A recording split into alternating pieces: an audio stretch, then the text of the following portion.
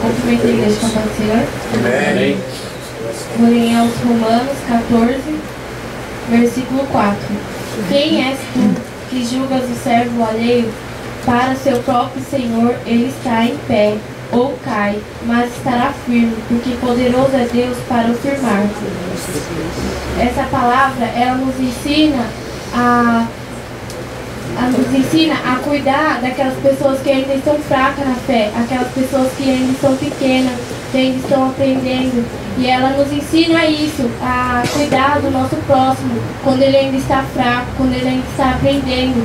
Porque muitas vezes nós fazemos acepção de pessoas, e isso não agrada a Deus, porque nós vemos que nós estamos conseguindo e o nosso irmão está lá fraco, ainda pequeno, e ainda não conseguiu. E ao invés de nós ajudarmos, nós julgamos.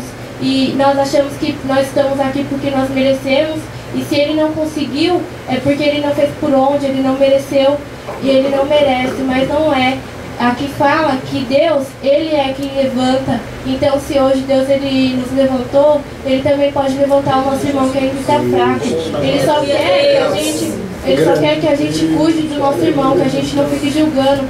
Porque nenhum de nós merecemos, mas é Deus que levanta a gente, é Deus que ajuda a gente. Glória a Deus. Amém.